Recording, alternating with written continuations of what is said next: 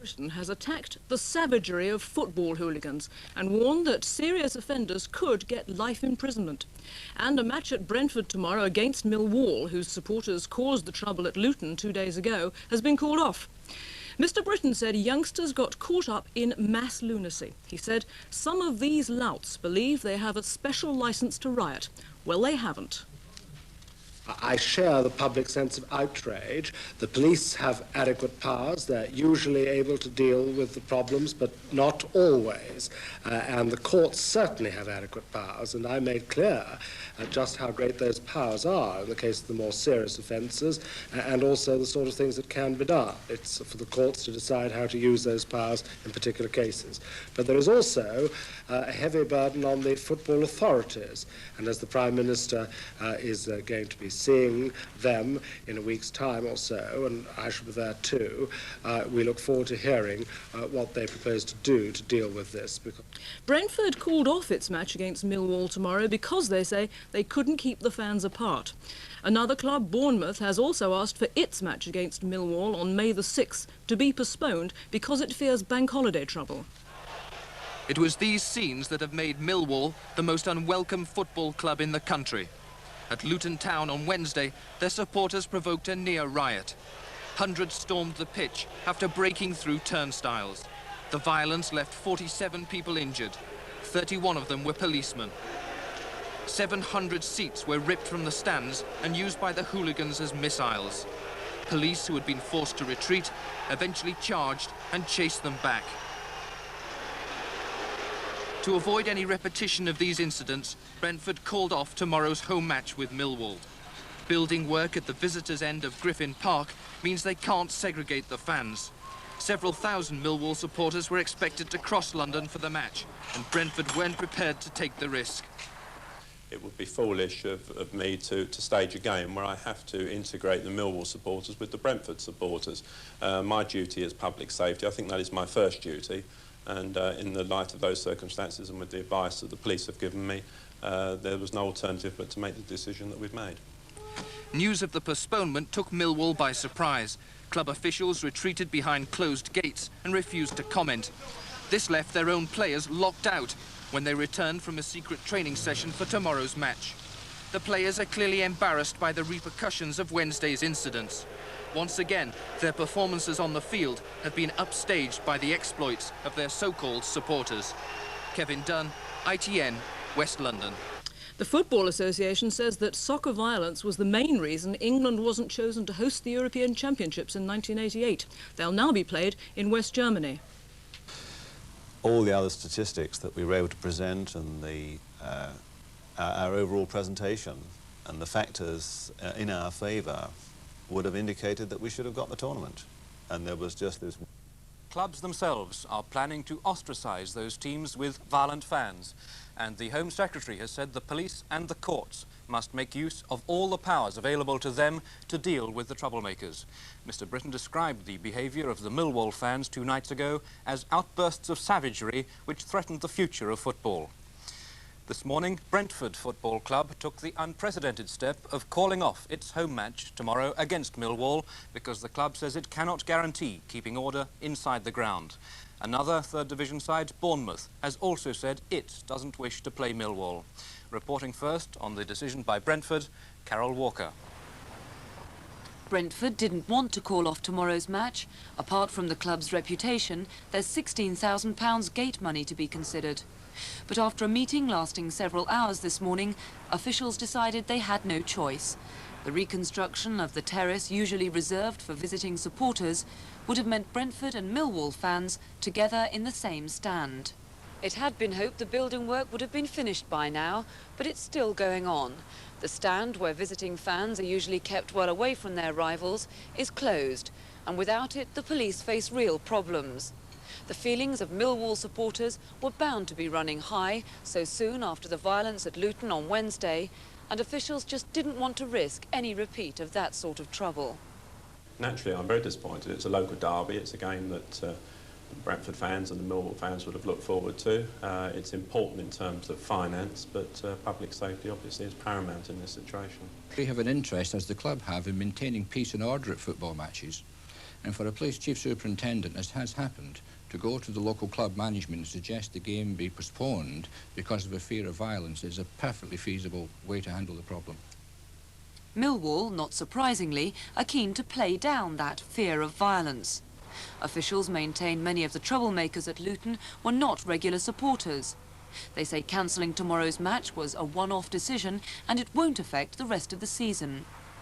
I don't think that it should be forgotten that only a few weeks ago on this pitch, Millwall were presented with a trophy for the best behaved supporters in the 3rd Division, home and away, last season.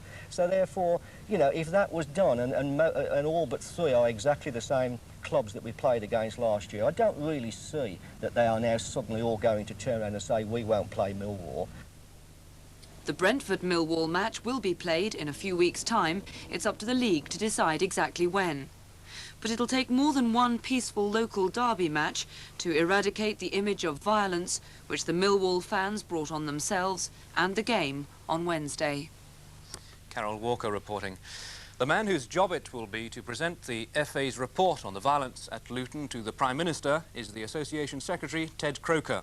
When I spoke to him earlier this afternoon, he said the time was now right to look at ways of broadening the rules to punish clubs with a bad history of crowd trouble.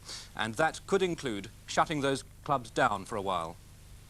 We're not suggesting for a moment that we don't have a responsibility. We may have to take much greater sanctions against clubs. We may have to open up the rules to ensure that the sort of sanctions that take place in Europe, and probably you're familiar with those, where we've seen that in the European Cups, Leeds United were banned for 3 years, Aston Villa and West Ham played behind closed doors. So there are these additional sanctions that we haven't used up to now, but there's no reason at all why we shouldn't use them if we broaden the FA rules. And I believe the atmosphere is right now for the clubs to seriously consider, and we have to get the cooperation of the clubs in these sort of changes, that they will look at this. Clubs are beginning to realise that they just don't want to play against these teams. Would it not be the salutary lesson that the industry needs to shut them down for a while? I think that if we at present, our rules don't allow us to take that sanction, so we are limited to that extent. The only way we can take it if it could prove conclusively that the club has not taken all reasonable precautions. That is not an ongoing situation. That could well change, and that's all I'm saying is that's the area we've got to reconsider.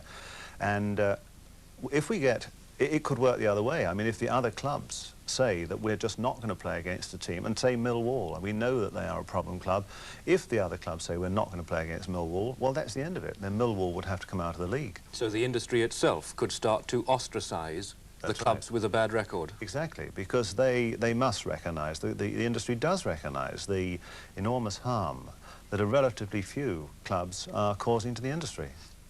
In his speech in Nottingham today, the Home Secretary Leon Britton stressed that the forces of law and order have all the power they need to deal with football hooligans. He told his audience of Conservative students there were very stiff penalties available to the courts for the worst kind of offences. It is up to 5 years for serious assault, and if a weapon is used, it can be even up to life. However, some magistrates feel the situation isn't that simple. They can't pass the sort of sentences the politicians might like them to. They have a dilemma.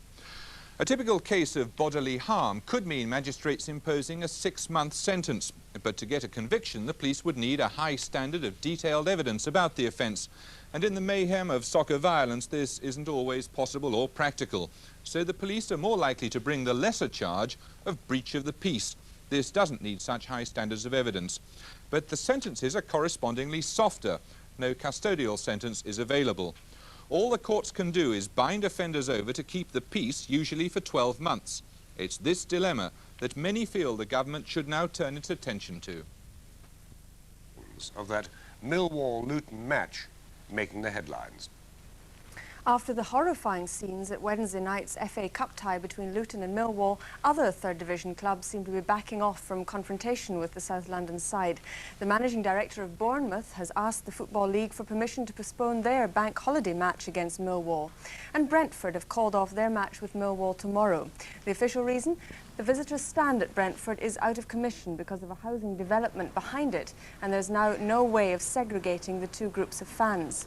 And Millwall's chief executive, Tony Shaw, told us today that there was no general retreat from Millwall. While Martin Lange, Brentford's chairman, has joined us in the studio. Mr. Lange, why did you call off that match with Millwall? Quite simply, as you've stated, we have a housing development at the rear of our visitors' terrace, and this means that we cannot use the access to that part of the ground, and as such we are not able to segregate the Millwall supporters from our own. Why did you call it off, though, at the very last minute, only a day before the match? We have had this matter under review all this week. We have been in discussion with the police with the idea of possibly using another part of the ground known as the New Road Stand, which is largely populated by Brentford supporters. And really following the events of the Luton game, the police naturally were concerned, as we were, and it was felt that in the best interests of public safety that we should cancel tomorrow's game unless we could come to a satisfactory arrangement over segregation. We did not feel this was possible, and that is why we arrived at our decision. Did you arrive at the decision, or was it a police decision that they felt that you should call it off? The police consulted with me this morning in the light of the current situation with the building works, where it was quite apparent that we could not complete the work in time to gain access to the relevant part of the ground. I have to act on their advice. Public safety is the paramount reason, and that was the reason why I took the decision to call the game off. I notified the league, and I'm sure that the Football League understand our position. The match is, of course, only postponed. Will you be happy to play Millwall at a later stage? Yes, we would have been delighted to have played them tomorrow if the ground had been in a condition where we could have safely accommodated their supporters. I would expect that the terracing and the access ways will be fully complete by possibly 5 to 10 days' time, and we would like to play Millwall as soon as possible after that. What can you say to reassure the shopkeepers and the residents who live near your ground that they'll be safe when Millwall do come to play at Brentford? Frankly, there is very little I can say. I can really only control matters within my ground with the cooperation of the police. I imagine it's a question maybe you would have to direct at the police. I don't wish to shield from our responsibilities, but we have to perform fixtures within the Football League. It's a much wider question when one is talking about the surrounding areas. Mr. Lange, thank you very much for joining us.